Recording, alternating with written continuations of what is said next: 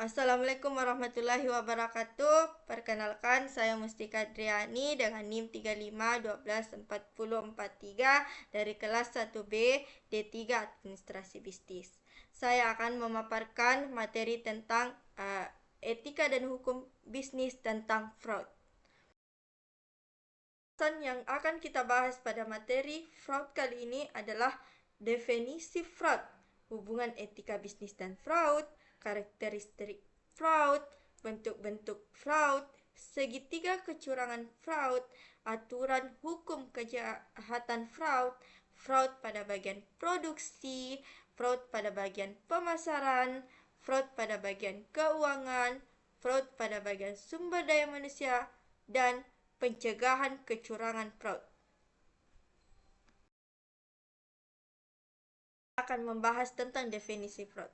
Yang pertama, menurut istilah umum, fraud mencangkup semua bentuk tipu daya manusia yang dipaksakan oleh satu orang atau kelompok untuk mendapatkan keuntungan. Bisa juga dikatakan fraud adalah segala sesuatu yang berkaitan dengan ketidakjujuran manusia.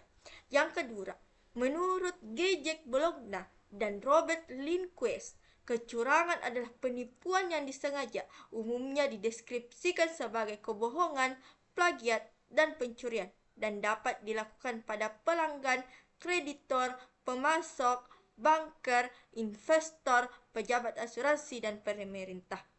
Menurut buku Black Law Dictionary Fraud, menguraikan pengertian fraud adalah perbuatan curang yang berkaitan dengan sejumlah uang atau properti. Selanjutnya, apa sih hubungan etika bisnis dengan fraud? Jadi, hubungan etika bisnis dengan fraud adalah segala tindakan fraud merupakan pelanggaran prinsip-prinsip etika bisnis seperti kejujuran, integritas, dan tanggung jawab. Contohnya, ketika seorang manajer memanipulasi laporan keuangan untuk menunjukkan kinerja yang lebih baik dari kenyataannya, itu melanggar prinsip kejujuran. Atau jika seseorang melakukan penipuan dalam transaksi bisnis seperti menjual produk palsu, itu melanggar prinsip transparansi. Begitu pula ketika ada penggelapan aset perusahaan untuk keuntungan pribadi, itu melanggar prinsip tanggung jawab bisnis. Selanjutnya, karakteristik fraud. Dari sudut pandang pemeriksa fraud dan hukum, ada 4 karakteristik yang menunjukkan terjadinya fraud. Yang pertama, tindakan yang bersifat material dan keliru. Yang kedua, adanya kesepakatan bahwa tindakan tersebut keliru ketika dilakukan. Yang ketiga, adanya keyakinan atau pengakuan dari pelaku akan tindakan yang salah. Yang keempat, adanya kerugian yang diderita oleh pihak lain. Selanjutnya, bentuk-bentuk fraud. Bentuk-bentuk fraud terdiri dari 4 poin. Yang pertama, penyimpangan aset. Penyimpangan aset merupakan tindakan penipuan yang sering terjadi dalam sebuah perusahaan atau organisasi. Tindakan ini bisa dilakukan oleh individu atau kelompok orang yang terlibat dalam perusahaan atau organisasi tersebut. Tujuannya adalah untuk memperoleh keuntungan pribadi dengan cara menyalahgunakan aset perusahaan. Penyimpangan aset dapat terjadi dengan berbagai cara, seperti penggelapan uang, penggunaan fasilitas kantor untuk kepentingan pribadi, bahkan dengan memanfaatkan nama perusahaan untuk keuntungan pribadi. Yang kedua, pencurian data.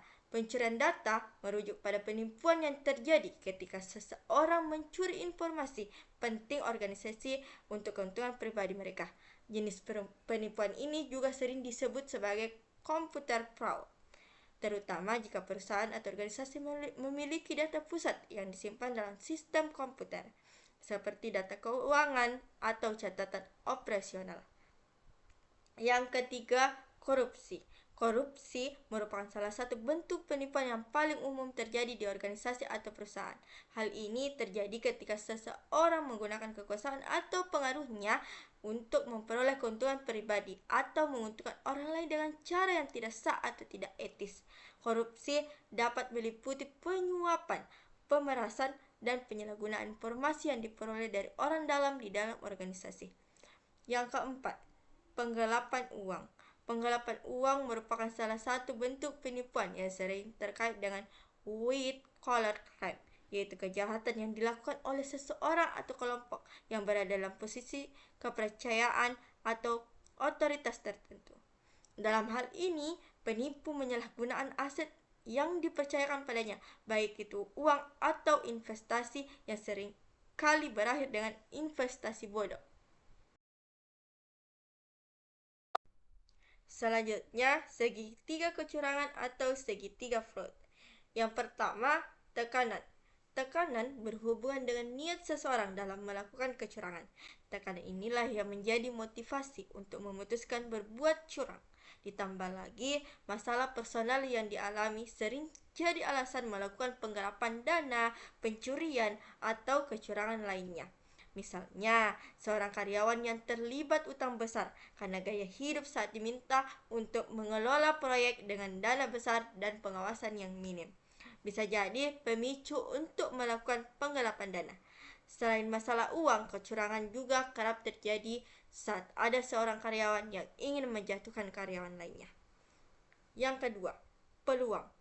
Pengawasan yang lemah dan SOP Standar Operational Procedure adalah celah yang bisa dimanfaatkan untuk melakukan kecurangan. Fungsi supervisor yang kurang jelas membuat karyawan bisa berbuat sesuka hati saat melakukan pekerjaan. Oleh karena itu, dibutuhkan fungsi internal kontrol yang ketat untuk mencegah terjadinya fraud dalam organisasi. Peluang kecurangan juga bisa terjadi saat ada karyawan yang melakukan 2 atau lebih pekerjaan sekaligus. Misalnya, tim marketing yang juga mengurus laporan keuangan sampai klaim pembayaran vendor. Situasi tersebut bisa jadi peluang untuk melakukan kecurangan, misalnya korupsi atau markup biaya vendor. Yang terakhir, karakter atau etika. Oknum karyawan yang ketahuan melakukan kecurangan biasanya memberi banyak alasan untuk membenarkan perbuatannya. Tujuannya agar tindakan fraud yang dilakukan dapat dimaklumi atau dimanfaatkan. Alasan yang paling banyak dilontarkan adalah masalah gaji yang tidak sesuai dengan pekerjaan. Ada juga yang berasal ingin memberi bonus ke bawahan karena bonus yang diberi perusahaan terlalu kecil.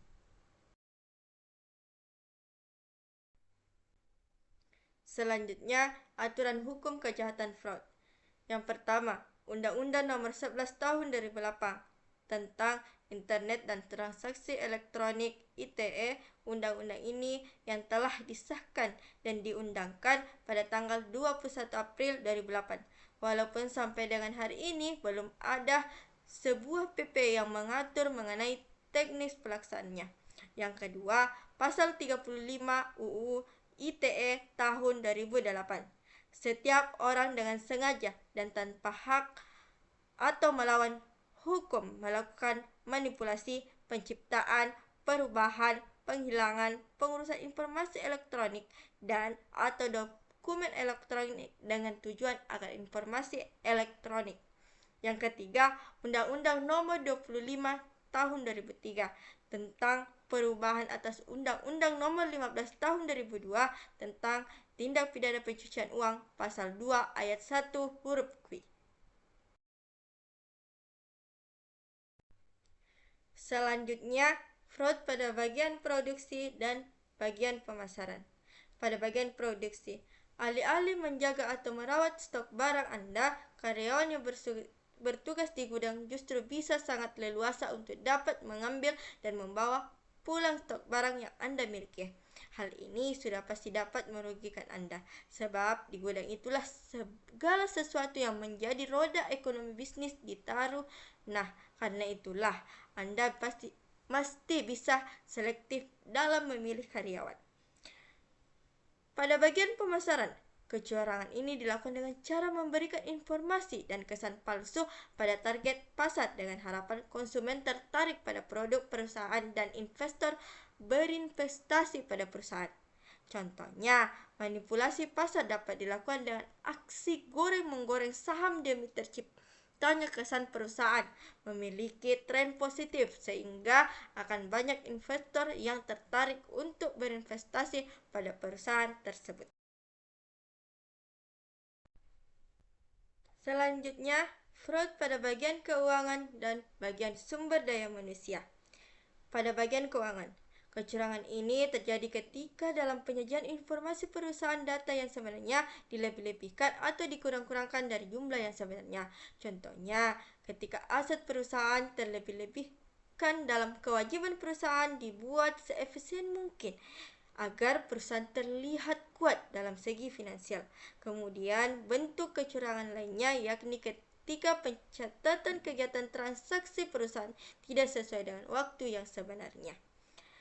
Pada bagian sumber daya manusia, kecurangan ini dapat berupa berbagai skenario palsu yang dilakukan karyawan perusahaan, seperti menggunakan jatah cuti kantor untuk melakukan pekerjaan lain, menyalahgunakan waktu kerja yang fleksibel, menggunakan izin sakit kantor tetapi pada kenyataannya ia tidak sakit dan sedang berusaha melamar kerja di perusahaan lain, hingga melakukan kualifikasi palsu untuk jaminan pekerjaan. Selanjutnya atau materi terakhir, yaitu pencegahan kecurangan fraud. Pencegahan kecurangan fraud terdiri dari 5 poin. Yang pertama, memiliki sistem pengendalian yang baik, yang terdiri dari membangun budaya pencegahan fraud, membangun struktur pengendalian internal, meningkatkan kultur organisasi, membangun integritas dan nilai etika, memastikan komitmen terhadap kompetensi, memastikan pemimpin yang kondusif. Yang terakhir, memiliki mekanisme tidak lanjut.